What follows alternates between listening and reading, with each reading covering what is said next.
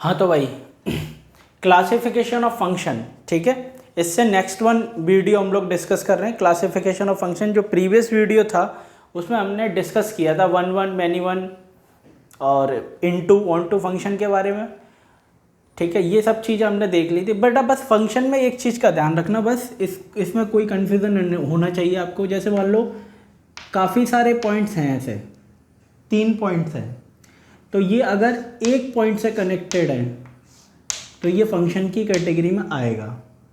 अगर 3 पॉइंट हैं और 3 जगह डिफरेंटली 3 जगह कनेक्टेड है तो ये भी फंक्शन में आएगा। और अगर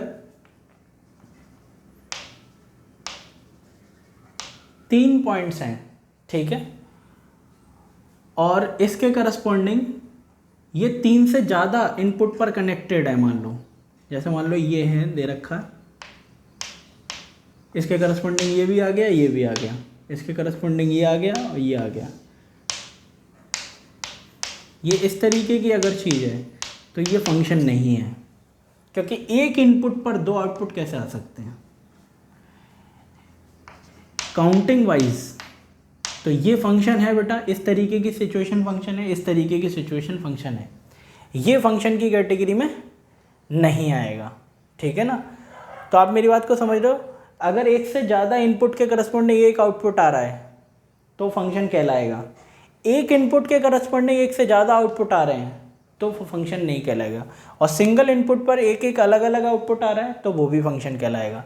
तो ये कैटेगरी किसकी है? 1 1 की कैटेगरी हो गई है। ये मैनी वन की कैटेगरी है, मैनी वन फंक्शन की। और ये कैटेगरी किसकी है? 1 1 फंक्शन की।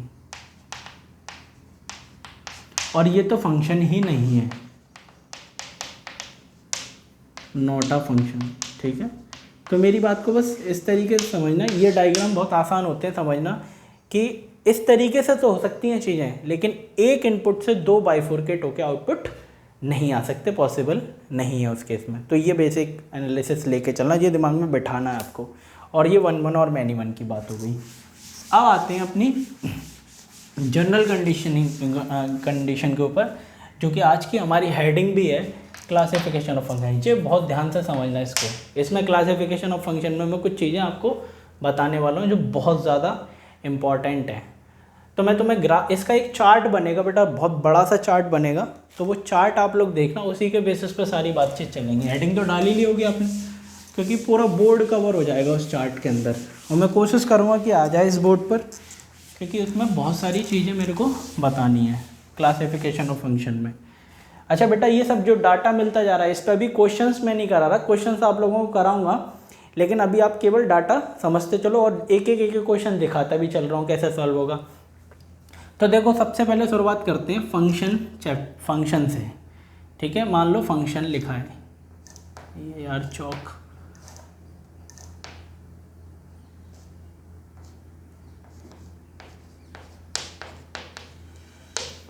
ये चौकी टूट गई, ठीक है, ये फंक्शन, ठीक है। दूसरी चौक ले लेता हूँ मैं।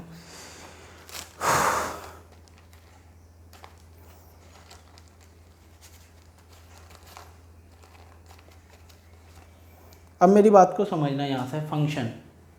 फंक्शन जो है बेटा, उसको 2 कैटेगरीज में डिवाइड किया जाता है। फर्स्टली तो सबसे पहली कैटेगरी और दूसरी, ये पहली कैटेगरी होती है अलजेब्रिक फंक्शन,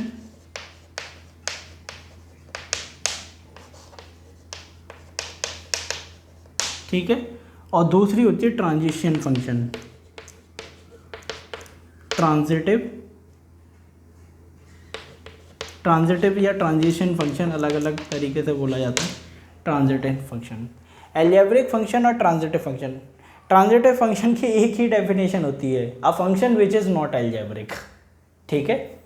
ट्रांजिटिव फंक्शन क्या होता है? ट्रांजिशन फंक्शन या ट्रांजिटिव फंक्शन, जो भी बोलना चाहो। ट्रांजिशन फंक्शन वो फंक्शन होता है जो अलजेब्रिक नहीं होता। तो मतलब अलजेब्रिक अगर सारे फंक्शंस पता हैं तो बाकी के जो बचे हुए फंक्शन है वो सब क्या हो जाएंगे? ट्रांजिटिव। तो अलजेब्रिक का क्लासिफिकेशन समझो। अलजेब्रिक में आता है सबसे पहली कैटेगरी में, यहाँ आता है बेटा पॉलिनोमियल फंक्शन, ठीक है। Polynomial function. आ रहा है कि नहीं आ रहा? नहीं आ रहा, ठीक है। तो बेटा ये थोड़ा सा ऊपर निकल गया, मैं देख लेता हूँ एक बार, इसी वजह से मैं गया था वहाँ पर। देखना ध्यान से कि सबसे पहली कैटेगरी में जो यहाँ आता है वो होता है पॉलिनोमियल फंक्शन। अभी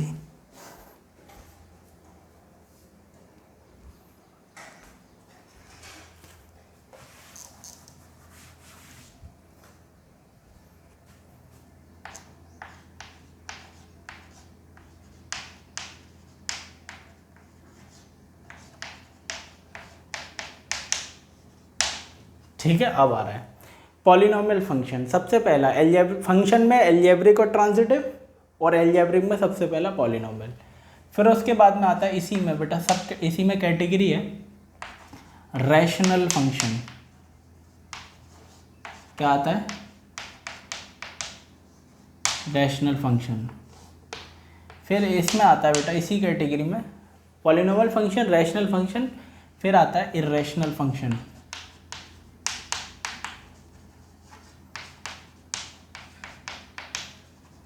ठीक है, और फिर इसी कैटेगरी में आता है बेटा piecewise, PIECE, piecewise function.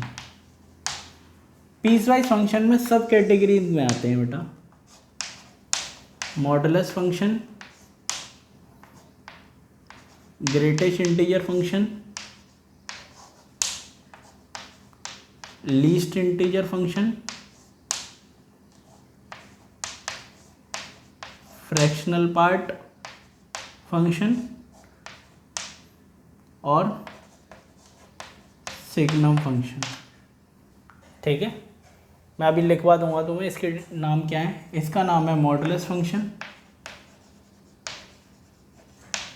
इसका नाम होता है बेटा ग्रेटेस्ट इंटीजर फंक्शन, इसका नाम होता है लीस्ट इंटीजर फंक्शन, इसका नाम होता है फ्रैक्शनल पार्ट फंक्शन। ठीक है, और इसका होता है signum function.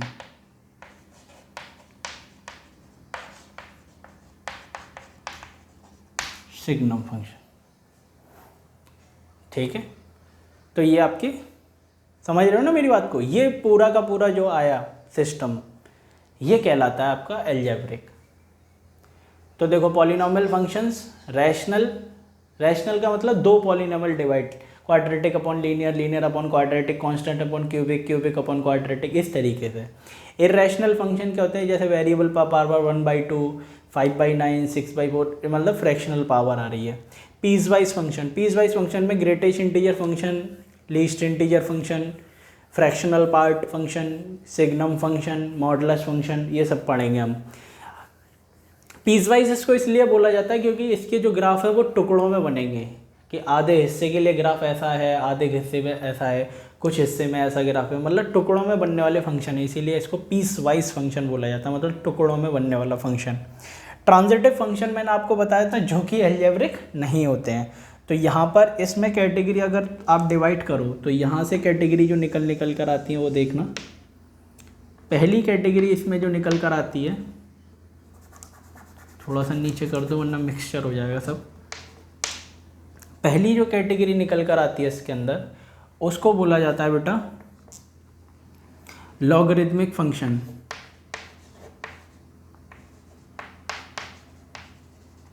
Logarithmic function.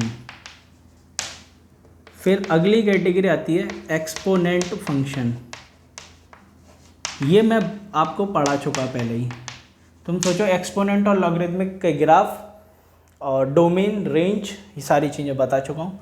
Exponent function अगर जैसे लिखना चाहो तो इसको तो लिख सकते हो log x, log ax, इस तरीके से लिखा जाएगा। और इसको कैसे लिखोगे? a⁴x। ठीक है, और फिर आते हैं बेटा ट्रिग्नोमेट्रिक फंक्शन। Trigonometric function. फिर आता है बेटा इसमें इनवर्स ट्रिग्नोमेट्रिक फंक्शन। फिर इसमें आता है बेटा एल्जेब्रिक कर्व्स।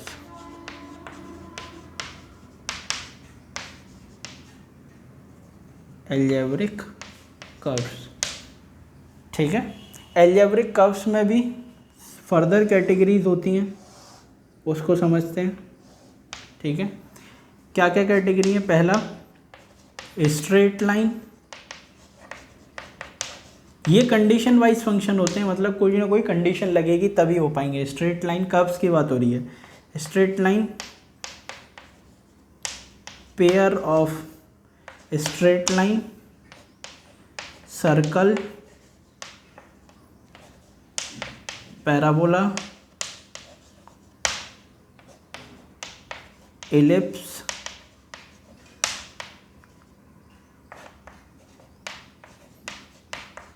हाइपरबोला और रेक्टेंगुलर हाइपरबोला। शायद ये तो आ भी नहीं रहा होगा, ठीक है। ये बना बेटा कुछ इस तरीके की चीज़।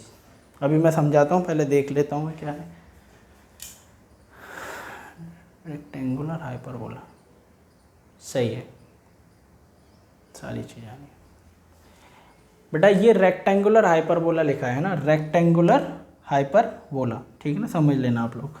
तो अब आते हैं इसकी बात, मेरी बात को समझने की कोशिश करो। ये सबसे ज़्यादा फैसिनेटिंग आर्टिकल है।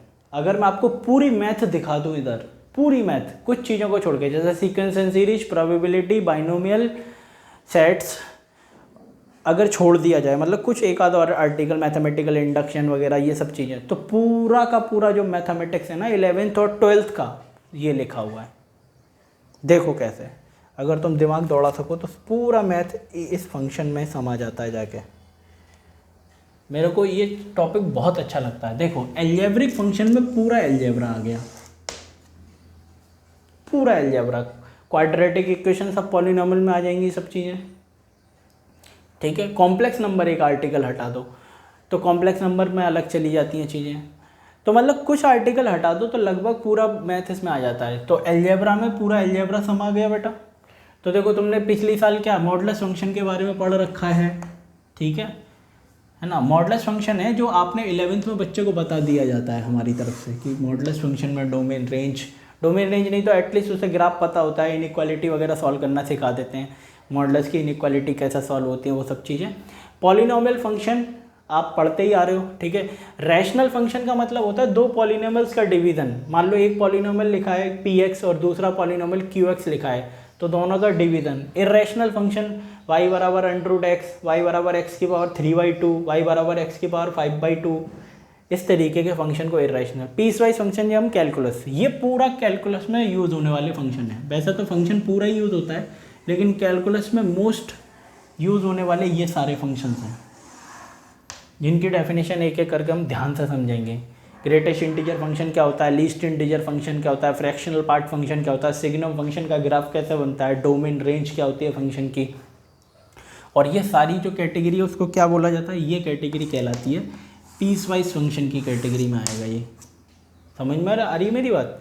उसके बाद आ जाओ ट्रांजिटिव फंक्शन। ट्रांजिटिव फंक्शन भी बेटा, ट्रांजिटिव फंक्शन में आपके मैथमेटिक्स के पार्ट कवर अप होते हैं। देखो ये दो फंक्शंस जो होते हैं वो मैं तुम्हें शुरुआत से बता रहा था, ये दोनों जर्नल फंक्शन हैं और एक दूसरे से रिलेटेड भी हैं, ये दोनों जर्नल फंक्शन है। अच्छा ये मैं पढ़ा चुका तुम्हें अब एक तरीके से। लॉगरिथमिक फंक्शन वाला चैप्टर में मैंने आपको सारी चीज़ें बता दी थी, graph of log, inequalities of log, properties of logarithmic equation, properties of logarithmic inequality, 12 properties, सारी चीज़ें।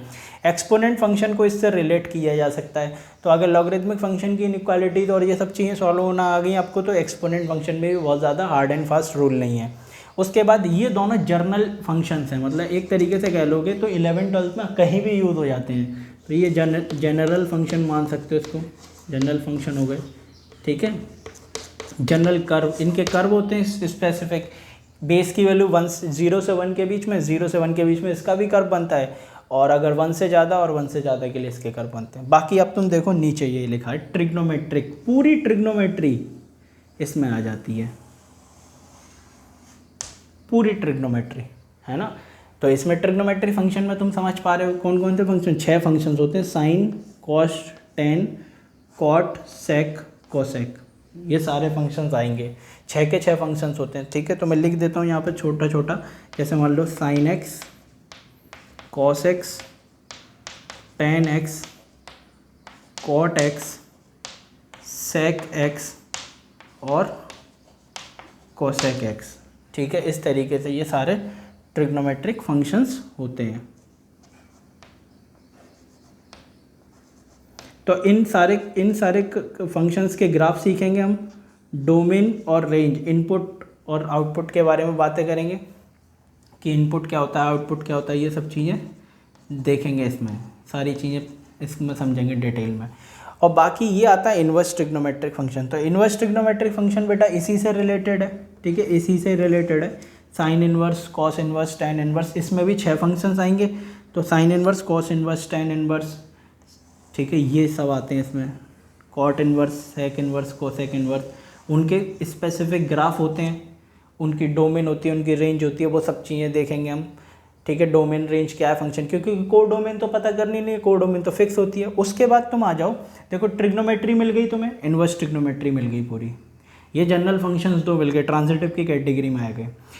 उसके बाद आओ algebraic curve. Algebraic curves coordinate geometry मान लो इसको एक तरीके से। तो देखो पूरा कोऑर्डिनेट ज्योमेट्री लिखा है, straight line, pair of straight line, circle, parabola, ellipse, hyperbola, rectangular hyperbola.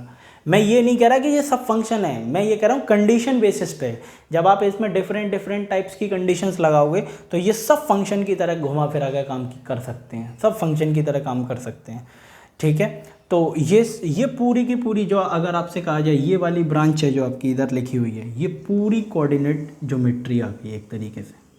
यही तो है 5-6 चैप्टर जो अपने 11th में पढ़े थे अपन लोगों ने। 11th में आपने क्या पढ़ा था, 11th में आपने पढ़ा था straight line, pair of straight line, circle, ellipse, hyperbola, rectangular hyperbola, parabola, ये सब चीज़ें, इनकी स्टैंडर्ड इक्वेशंस, इनके ग्राफ, इनकी डोमेन, इनकी रेंज, सारी चीज़ें हम इसमें देखेंगे। लेकिन फंक्शंस में कन्वर्ट करते हुए, फंक्शन की कंडीशन क्या होती है, सिंगल इनपुट पर single output, not more than 1, not less than 1, और 2 इनपुट पर 1 आउटपुट आ सकता है, लेकिन 1 इनपुट से 2 आउटपुट नहीं आ सकते। वो सारी कंडीशन लगाते हुए ये भी फंक्शन का कहीं ना कहीं काम करते हैं। तो तुम देखो इस पूरी चीज़ को, ये तो पूरा अलजेब्रा हो गया आपका 11th का, लगभग कुछ टॉपिक्स हटा दो, 5-7 टॉपिक बेटा पूरे 11-12 में, अगर 5-7 टॉपिक हटा दो तो पूरा ही माना जाता है अलजेब्रा, ये पूरा दिख गया आपको, ये पूरा कैलकुलस का पार्ट है। और लॉगरिथमिक फंक्शन, एक्सपोनेंट, ट्रिग्नोमेट्री ये गई, इन्वर्स ट्रिग्नोमेट्री ये गई, कोऑर्डिनेट ज्योमेट्री ये गई, सब तो इसमें आ गया। 4 ही तो पार्ट थे, trigonometry, inverse trigonometry, coordinate geometry, algebra और कैलकुलस। और कैलकुलस का फाउंडेशन ये है, ये मैं आप लोगों को शुरू से बता रहा हूँ, ये है फाउंडेशन ऑफ कैलकुलस।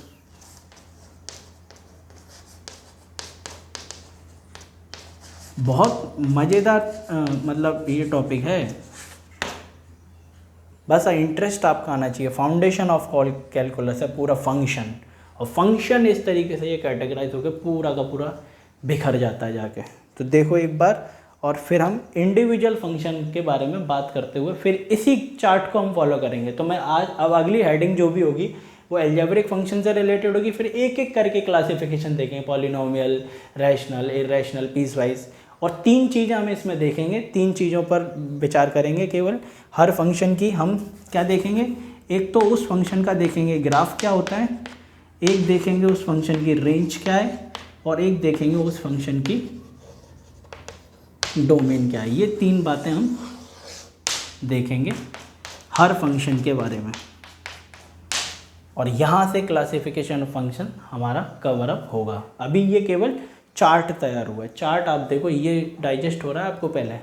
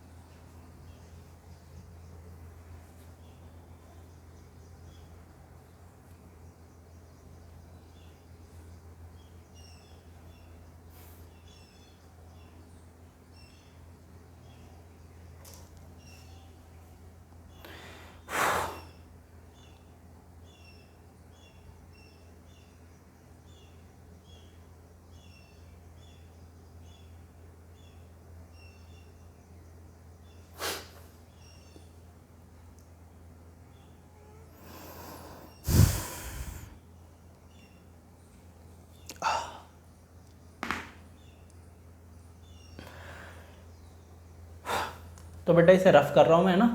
अब हमारी हेडिंग होगी एल्जेब्रिक फंक्शन, जिसमें सबसे पहली कैटेगरी हम पढ़ेंगे पॉलिनोमियल, है ना। पॉलिनोमियल फंक्शन के बारे में देखेंगे चीज़ें। आप ये मान के चलना जितना हम स्लो चल रहे हैं अभी, उतना ही कैलकुलस में आगे जब हम चले जाएंगे उतना ही फास्ट हम चल पाएंगे, क्योंकि अभी हम मजबूत हो गए तो आप फास्ट चल पाओगे फिर। और अगर आपने अभी जल्दबाजी की कि यार बहुत स्लो हो रहा है, जल्दी जल्दी हो जाए, तो आप ये समझो कि फिर आपको बहुत दिक्कत हो जाएगी टॉपिक्स आगे के कवर करने में।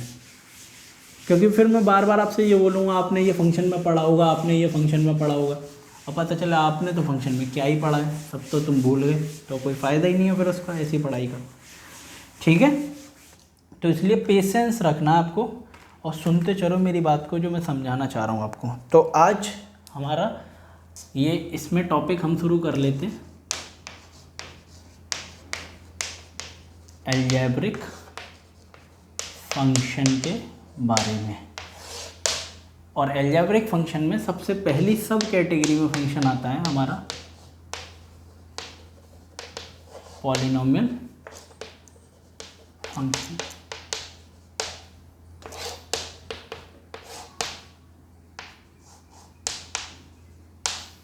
ठीक है, पॉलिनोमियल फंक्शन सिंपल बेटा, 9th 10th 11th 12th हर जगह तुमने पॉलिनोमियल सुना है। ठीक है, 9th 10th में तो नंबर सिस्टम के बाद अगला टॉपिक ही पॉलिनोमियल होता है, 9th में भी 10th में भी, दोनों बुक्स में। पॉलिनोमियल का सिंपल सा मतलब है, बात समझो कि वेरिएबल की पावर में अगर कांस्टेंट होता है, ठीक है, तो कहीं ना कहीं वो पॉलिनोमियल में आ जाता है। ठीक है, लेकिन अगर स्पेसिफिक केवल पॉलिनोमियल की बात की जाए तो वेरिएबल की पावर में कांस्टेंट होना चाहिए, लेकिन वो कांस्टेंट बिलोंग करना चाहिए होल नंबर की फैमिली से। तो होल नंबर की जो फैमिली होती है वो क्या होती है, 0 1 2 3 इस तरीके से, यानी कि पॉजिटिव इंटीजर्स या नेचुरल नंबर और 0, उसी को होल बोला जाता है, होल नंबर। तो आप अगर जनरल एक्सप्रेशन इसमें लिखना चाहो तो आप लिख सकते हो पॉलिनोमियल इज़ ऑल अबाउट, जो कि वेरिएबल है आपका, जिस वेरिएबल के टर्म्स में पॉलिनोमियल लिखा जा रहा है उस वेरिएबल की डिग्री हमेशा बिलोंग करनी चाहिए होल नंबर की फैमिली से। ठीक है, तो इसको कहा जाता है पॉलिनोमियल सिंपल केसेस में। और कोई भी एक कांस्टेंट आगे हो सकता है, मान लो ए कांस्टेंट मान लेते हैं, ये एक रियल नंबर है। कांस्टेंट कैसा हो सकता है, रियल नंबर। ठीक है, लेकिन ये हमेशा किससे बिलोंग करना चाहिए, डब्ल्यू से। और डब्ल्यू क्या है बेटा, whole number, 0 1 2 3 and dot dot dot इस तरीके से होता है। ठीक है, पावर में होल नंबर होना चाहिए। तो जनरल एक्सप्रेशन इसका किस तरीके से आता है, कुछ नहीं, सिंपल सी बात है। पॉलिनोमियल का जनरल एक्सप्रेशन आता है P X equals to A naught X की पावर नॉट। ठीक है, और बाकी के टर्म्स प्लस माइनस में आते चले जाते हैं, फिर प्लस या माइनस भी लगा सकते हैं, आपकी चॉइस है वो। तो ये कांस्टेंट है, ए नॉट क्या है, रियल नंबर कांस्टेंट है ना, आर्बिट्रेरी कांस्टेंट है, कोई भी वैल्यू हो सकती है, rational irrational fractional integer whole number कोई भी। फिर आता है a1 एक्स की पावर 1 प्लस a2 एक्स की पावर 2 प्लस a3 एक्स की power 3 and dot dot dot dot dot dot dot dot dot dot plus an X की power n। ठीक है, तो ये पॉलिनोमियल हो गया आपका।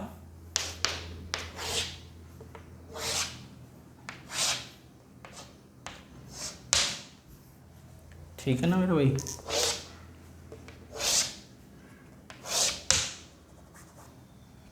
ये पॉलिनोमियल हो गया।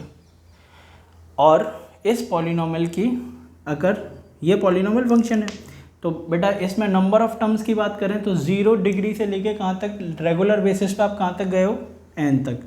तो इसमें टोटल जानकारी दे रहा हूँ बेटा, पूरी टोटल नंबर ऑफ टर्म्स हो जाएंगे n+1। ठीक है, n+1 total number of terms. ठीक है, और हमेशा हर पॉलिनोमियल के, चाहे कोई भी पॉलिनोमियल हो, linear, quadratic, cubic, by quadratic, कैसा भी पॉलिनोमियल है, डोमेन जो होती है ना इन पॉलिनोमियल्स की, हमेशा डोमेन हमेशा होती है, domain belongs to all the real number.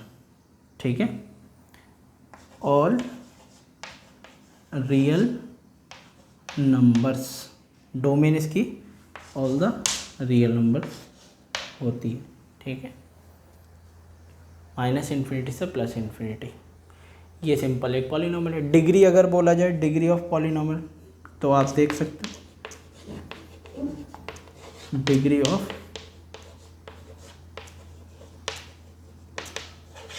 Degree of polynomial आप क्या बोलोगे,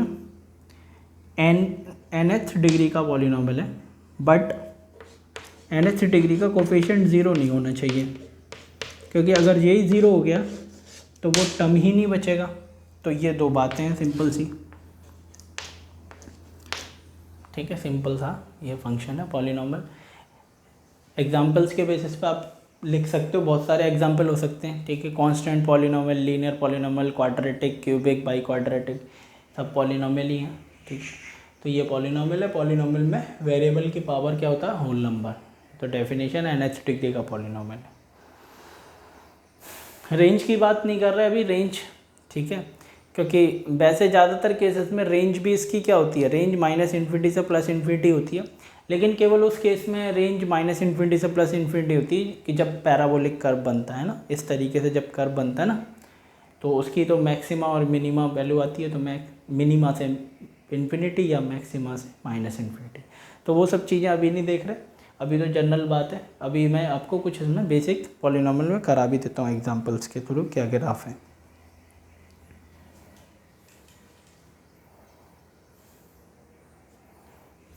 देखो दो तीन कर्व इसमें बस देखने हमें ना, उससे जानकारी लेनी है बस थोड़ी सी, बाकी और कोई दिक्कत नहीं है इसमें।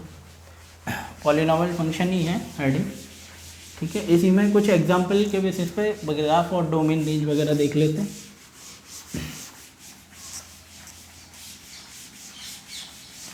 बेटा जो रेंज, जैसे पॉलिनोमियल है, लिख लेता हूँ यहाँ पे, पॉलिनोमियल मान लेते हैं, ठीक है। तो मान लो लिखा हुआ है y बराबर x, या y बराबर x का मतलब क्या है, y बराबर x का मतलब क्या है, px बराबर x। तो आपको पता है, ठीक है, ये लाइन बनती है इस तरीके से, ठीक है। और अगर आप देखना चाहो यहाँ पर, तो आपको समझने में दिक्कत नहीं होनी चाहिए, कि मेरी बात को ध्यान से समझना, सिंपल बातें हैं, कोई रॉकेट साइंस नहीं है। तो ये लाइन है, ठीक है, ये एक्सपेंड करती ही चली जाएगी बेटा, ठीक है। और अगर आप इसका एक्सपेंशन देखना चाहो, तो देखो एक्स एक्सिस पे ग्राफ का जो फैलाव होता है उसको तो डोमेन बोलते हैं, और वाई एक्सिस पे जो ग्राफ का फैलाव है उसको रेंज। तो रेड से मैं इसके हर पॉइंट से परपेंडिकुलर गिरा कर देखो, तो मैं एक्स एक्सिस पे ये सारा ही रीजन कवर अप कर रही है एक्स को, ठीक है, एक्स को पूरा कवर कर लिया, यानी कि डोमेन इसकी क्या हो जाएगी। देखो ये ख़त्म नहीं है बेटा, आगे भी जा सकते हो आप। तो इस तरीके से डोमेन की अगर बात की जाए, तो इस तरीके का जो फंक्शन है उसमें डोमेन होगी फंक्शन की -∞ से लेकर +∞। और वैसे भी मैंने आपको अभी बताया, पॉलिनोमियल कोई भी हो, डोमेन क्या होती है, -∞ से +∞। रेंज के बारे में थोड़ा कन्फ्यूज़न है, तो आप क्या करो, हर पॉइंट से इस पर वाई एक्सिस पर परपेंडिकुलर गिराना शुरू कर दो,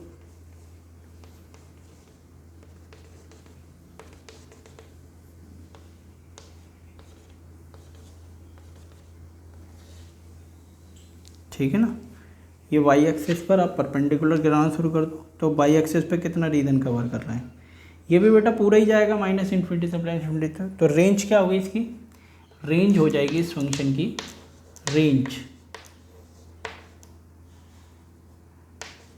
रेंज बिलोंग करेगी बेटा, बिलोंग का साइन होता है बिलोंग्स टू रेंज -∞ से +∞, ठीक है। और ये स्ट्रेट लीनियर कर्व है, आइडेंटिकल फंक्शन बोलते हैं इसको, आइडेंटिकल फंक्शन।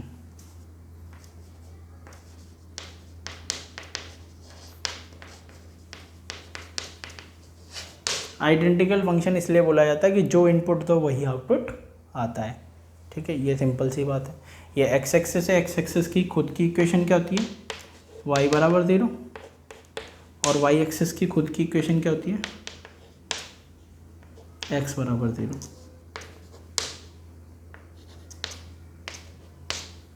ठीक है, अब आते हैं अगले कर्व पर। सिंपल सा एक कर्व और ले लेते हैं। देखो जैसे मान लो y बराबर एक्स स्क्वायर, ये क्वाड्रेटिक पॉलिनोमियल, सिंपल कर्व उठा रहे हैं। तो क्वाड्रेटिक पॉलिनोमियल है, कार्टेशियन प्लेन पर आओ। तो कार्टेशियन प्लेन पर आपको पता है इसका ग्राफ किस तरीके से बनेगा।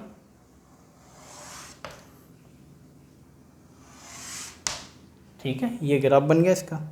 तो अब आप इसमें, आपको पता है डोमेन, तो ये क्वाड्रेटिक पॉलिनोमियल है तो डोमेन तो इसका हो ही गया। डोमेन में तो सोचना ही नहीं है ज़्यादा। डोमेन क्या होगा, बिलोंग्स टू माइनस इन्फिनिटी से प्लस इन्फिनिटी। डोमेन तो हर पॉलिनोमियल का होता ही है। रेंज के बारे में थोड़ा सा विचार कर लो। तो रेंज के लिए आप क्या करते हो, कर्व के हर पॉइंट से वाई एक्सिस पर परपेंडिकुलर गिराओ। तो देखो यहाँ से गिराओगे जब परपेंडिकुलर, तो ये इस तरीके से आएगा।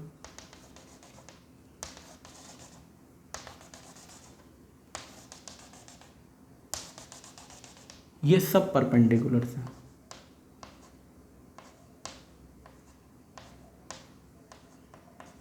ठीक है, तो आप सोचो जो रीजन कवर कर रहा है ये वाई एक्सिस पे, वो यही तो रीजन है।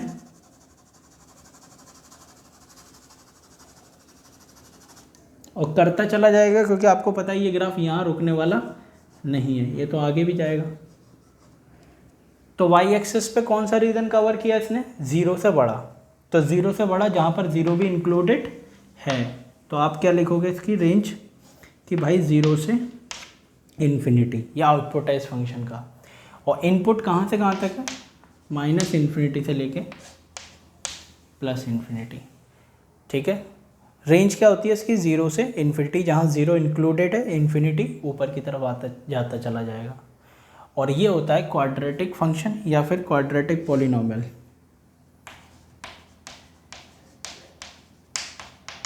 इसको क्या बोलोगे,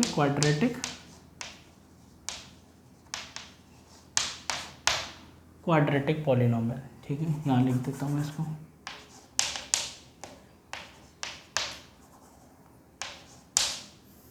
ठीक है, कुछ इस तरीके से बनेगा। ग्राफ में सिमेट्री भी होती है बेटा, वाई एक्सिस के अबाउट ये क्या मेंटेन करता है, सारी चीज़ें देखते चलते हैं बस। सिमेट्री,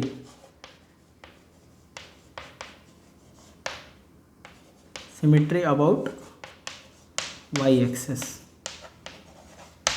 ठीक है, सिमेट्री मेंटेन करता है वाई एक्सिस से इस तरफ, वाई एक्सिस से इस तरफ। एक्स एक्सिस की इक्वेशन क्या होती है, वाई बराबर 0। वाई एक्सिस की इक्वेशन क्या होती है, एक्स बराबर 0। ठीक है,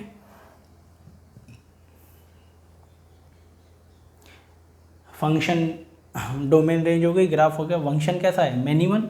अगर एक्स एक्सिस के पैरेलल लाइन ड्रॉ कर रहे हैं, एक से ज़्यादा बार कट कर रहा है, किस में आएगा, मिनिमम फंक्शन।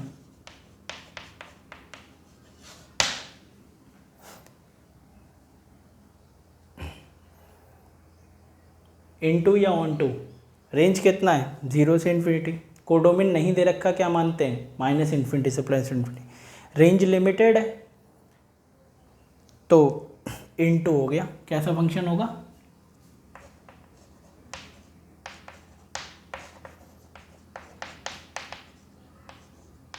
इनटू फंक्शन है। क्यों है इनटू, कारण समझ लो कि रेंज जो है फंक्शन की वो कम है किससे,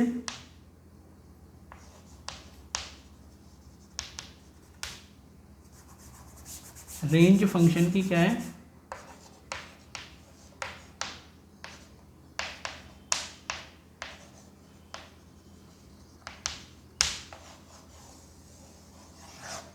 रेंज फंक्शन की कोडोमेन से कम है। ठीक है, लिमिटेड रेंज है तो इनटू कहलाएगा इसलिए। तो मतलब ये सब चीज़ें देखते चलना है। इसमें भी देख सकते हो तुम, ये कैसा है, एक ही जगह कट कर रहा है, 1 1 है, 1 1 फंक्शन है ये। रेंज क्या है, माइनस इन्फिनिटी से प्लस इन्फिनिटी। तो डो रेंज और कोडोमेन क्या हो गई, बराबर हो गई। तो उसके लिए क्या हो जाएगा, ये ऑन टू।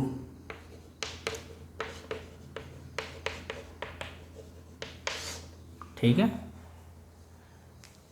एक कर्व और देख लेते हैं, फिर इसको अब इस वीडियो को ख़त्म करेंगे अपना।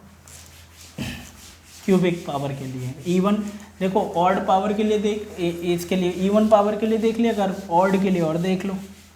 अच्छा, ये कर्व कैसे बना सकते हो? बहुत आसान है। एक्स की वैल्यू 1, -1, 2, -2, 0 ये सब रख के देख लेना, बन जाएंगे। तो देखो ये बना हुआ है y बराबर एक्स की पावर क्यूब।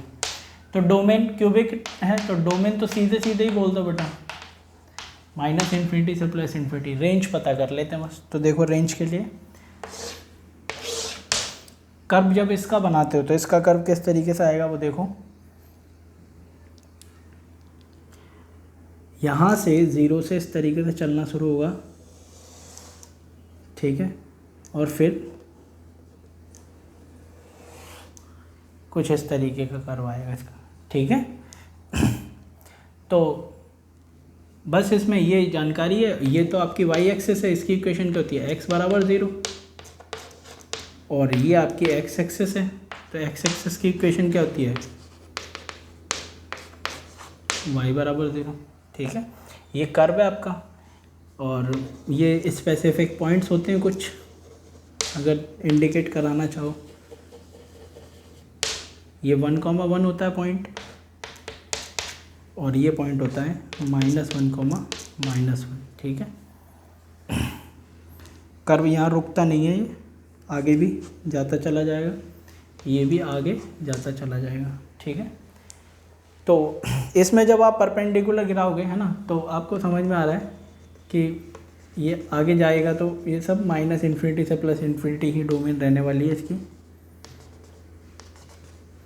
तो डोमेन तो हर पॉलिनोमियल की डोमेन -∞ से +∞ होती है, उसमें तो कोई सोचने वाली बात है ही नहीं, ठीक है। बस अब रेंज इसमें चेक कर लो। तो रेंज के लिए क्या है, फिर परपेंडिकुलर गिराओ, यहाँ से y एक्सिस पर गिराए गए परपेंडिकुलर का जो रेंज रीजन आता है, मतलब ग्राफ का y एक्सिस पे जो फैलाव है उसको बोलेंगे। तो y एक्सिस पे फैलाव चेक करो, समझ में आ रही है ये बात? y एक्सिस पे फैलाव क्या आ रहा है? नीचे से लेकर ऊपर तक सब कवर अप कर लिया। तो रेंज क्या होगी इस फंक्शन की? रेंज हो जाएगी, रेंज बिलोंग्स टू -∞ से +∞। तो बेटा अगर x एक्सिस के पैरेलल लाइन ड्रॉ कर रहे हैं तो एक ही जगह कट कर रहा है, तो कैसा फंक्शन होगा? 1, 1 फंक्शन कहलाएगा ये, ठीक है। और रेंज कोडों में अगर नहीं दे रखी तो क्या मानेंगे? ऑल द रियल नंबर, तो रेंज भी ऑल द रियल नंबर, तो ऑन टू हो जाएगा।